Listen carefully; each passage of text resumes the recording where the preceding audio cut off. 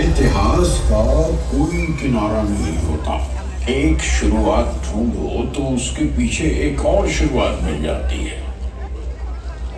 हर शुरुआत के पीछे कई शुरुआत होती हैं। ये ऐसे ही है जैसे कोई क्षितिज को यानी होराइजन को पकड़ने की कोशिश कर रहा है, जो कभी हाथ नहीं आता, वो आगे ही आगे चलता रहता है।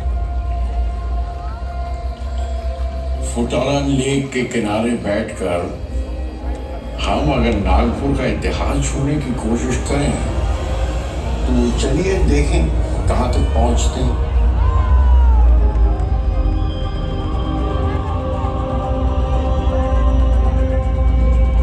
पहली बार नागपुर का नाम लिखा हुआ या दर्ज किया हुआ मिलता है 940 ईस्वी में, यानी 940 AD, एक कॉपर प्लेट पर देवली गांव में जो आज के वर्धा जिला में है।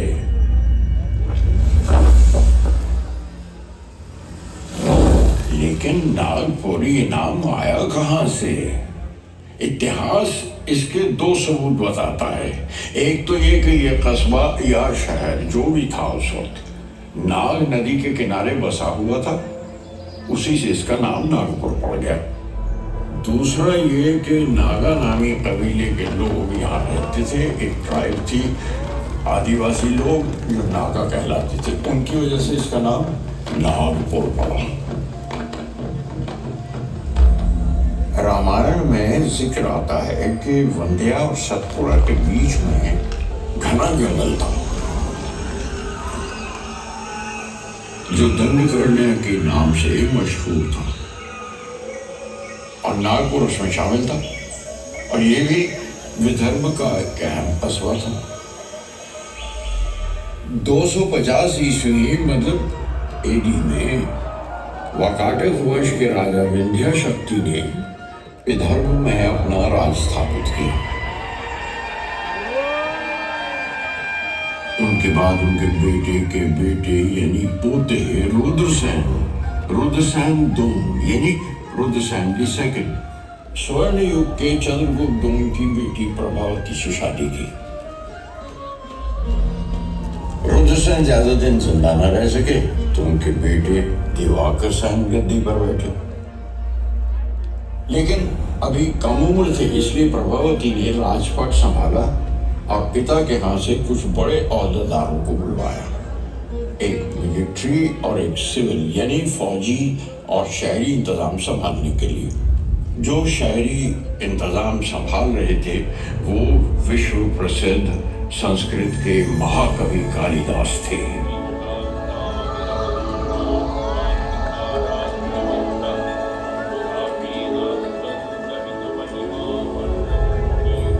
और रामगिरी, जिसे अब हम रामटेक कहते हैं, वहां बैठकर मेघदूत की रचना की। ये नाम भी नागपुर से जुड़ गया।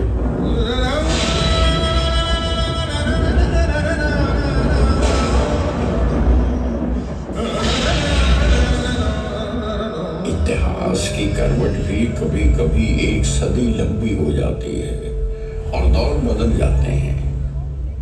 13वीं सदी में जब दक्षिण यादव राज के तहत था, मराठी लिटरेचर ने बहुत तरक्की की और नागपुर की आम जनता की जबान मराठी ही थी। पहले मराठी कवि मुकुंदराज का जिक्र भी उसी सदी में मिलता है। हेमाद्री नाम के यादव राजा ने अपने जमाने में बहुत से मंदिर और दूसरी इमारतें बनवाई और वो हेमाड़पंथी आर्किटेक्चर से मशहूर हो गए। आदासा, अंबोरा, भोगांव, रामटेक, नागपुर जिला में और बहुत सी जगहों पर हेमाड़पंथी मंदिर अब भी देखे जा सकते हैं। लेकिन 13वीं सदी खत्म होते होते 1318 में कुतुबुद्दीन मुबारक शाह ने यादव राजा हरपल देव को हराकर विदर्भ और महाराष्ट्र के एक बड़े हिस्से में इस्लामिक कल्चर की शुरुआत की।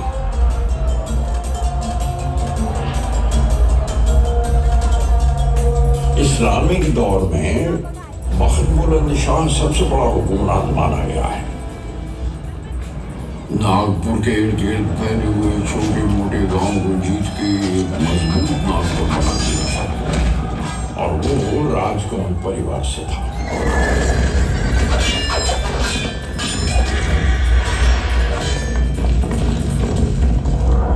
उसके बाद चांद सुल्तान गद्दी पर बैठा। उसने नागपुर को अपनी राजधानी बना लिया। चांद सुल्तान ने मशहूर जुमा तालाब बनवाया, जो अब गांधी सागर कहलाता है।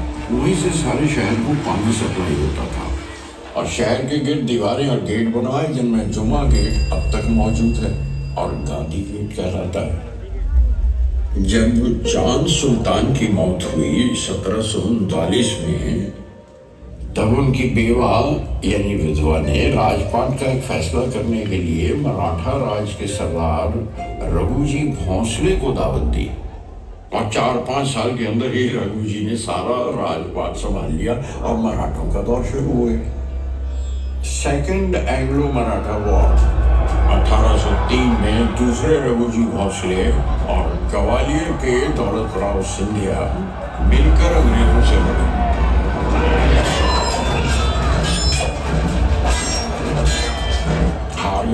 और एक बड़ा हिस्सा राजपाट का अंग्रेजों को सौंपना पड़ा। अब अंग्रेजों का दौर शुरू हुआ।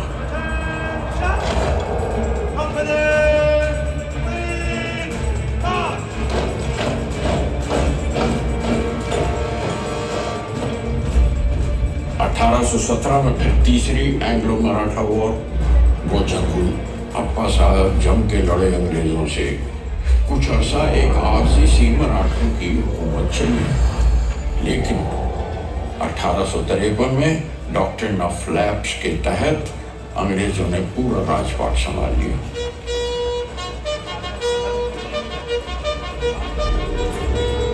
ये हमारी आजादी की पहली लड़ाई 1857 से ठीक 4 साल पहले की बात है।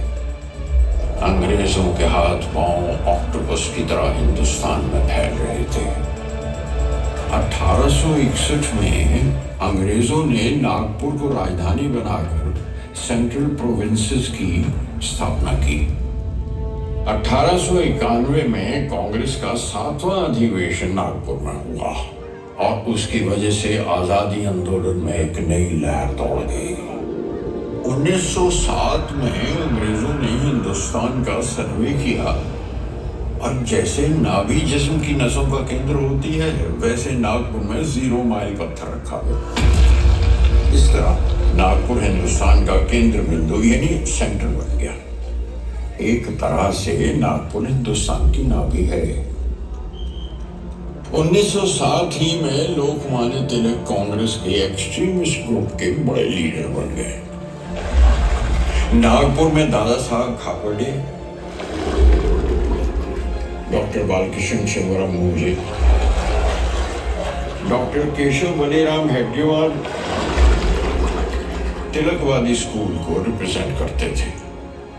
उसी साल कांग्रेस का अधिवेशन नागपुर में होने वाला था। लोग चाहते थे कि तिलक ही उसके अध्यक्ष हों। स्कूलों कॉलेजों के विद्यार्थियों ने तिलक, लाला लाजपत राय, आनंद घोष, बिपिन चंद्रपाल की तस्वीरें लेकर जुलूस निकाले। मॉरिस कॉलेज के विद्यार्थियों ने अपने यूरोपियन प्रोफेसरों का स्वागत वंदे मातरम से किया। नागपुर की गलियां मोहल्ले वंदे मातरम के गाने से गूंज उठे।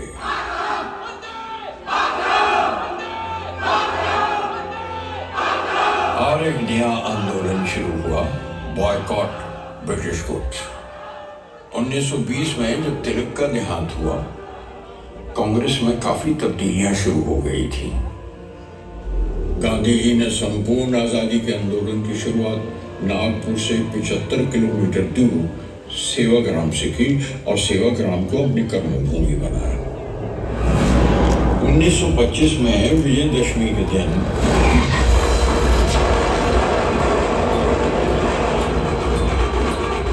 डॉक्टर केशव बलीराम हेडगेवार ने नागपुर में आरएसएस यानी राष्ट्रीय स्वयंसेवक संघ की स्थापना की, जो आज दुनिया की सबसे बड़ी एनजीओ है। मार्च 1929 में साइमन कमीशन के मेंबर जब नागपुर पहुंचे, तो विद्यार्थियों ने कमीशन के खिलाफ जुलूस निकाले और 14 जुलाई को हिस्लॉप कॉलेज की इमारत पर हमारा नेशनल फ्लैग लहराया गया। 16 अप्रैल 1930 को नागपुर वॉर काउंसिल तैयार की गई। 12 अगस्त 1942 इतवारी रेलवे गोदाम और पोस्ट ऑफिस को आग लगा दी गई। ये क्विट इंडिया आंदोलन का एक हिस्सा था। 1942 में जब कांग्रेस ने क्विट इंडिया का आंदोलन शुरू किया तो नागपुर ने जोर शोर से उसका साथ दिया। 15 अगस्त 1947 हिंदुस्तान आजाद हो गया। नागपुर में ऐतिहासिक सीताबर्डी किले पर राष्ट्र ध्वज लहराया गया।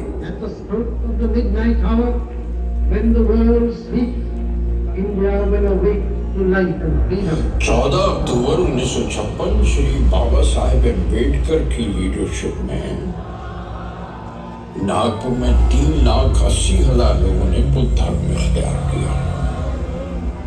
दीक्षा भूमि एक बड़ा पवित्र स्थल है नागपुर में।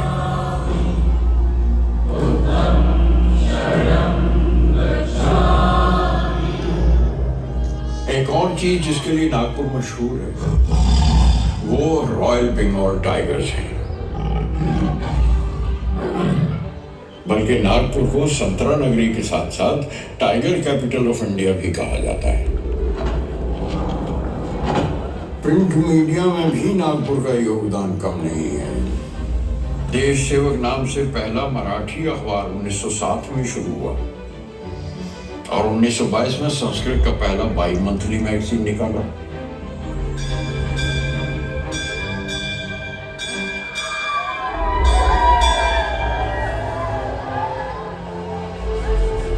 स्कूलों और कॉलेजों में भी नागपुर का बड़ा योगदान है।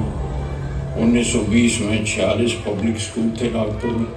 लड़कियों की शिक्षा के लिए पहला स्कूल नागपुर में सीताबर्डी में 1878 में शुरू हुआ। 1923 में नागपुर यूनिवर्सिटी कायम हुई। Government medical college establish in 1947 वो एशिया का सबसे बड़ा मेडिकल कॉलेज था। नागपुर में एक अनोखा त्योहार होता है मारबत, जो हिंदुस्तान में और कहीं नहीं होता। बड़े बड़े पुतले बनाकर निकाले जाते हैं नागपुर की सड़कों पर। ये सोच के घुमाए जाते हैं कि नगर में कोई बदशगुनी, कोई बगी या बदरू ना बचे और ना एक तालाब पर ले जाकर जला दिया जाता है। ये रवायत 100 साल से भी ज्यादा पुरानी है। रामनवमी शोभा यात्रा एक और खूबसूरत त्योहार है नागपुर में। राम, सीता और लक्ष्मण के साथ हनुमान जी की मूर्ति लगाकर रथ सजाए जाते हैं और गाते बजाते नागपुर की गलियों में निकाले जाते हैं। नागपुर से बड़ी बड़ी हस्तियों ने हिंदुस्तान की उन्नति और तरक्की में हिस्सा लिया है। बड़े रंग देखे हैं और दिए हैं नागपुर ने अपने देश को। नागपुर हिंदुस्तान की सतरंगी है, हमारी रेनबो है। अगर ये पानी में पिघल के खुल जाए तो कुछ ऐसे ही रंग आपको दिखाई देंगे जो इस वक्त पानी के पर्दे पर रक्स कर रहे हैं और गुनगुना रहे हैं।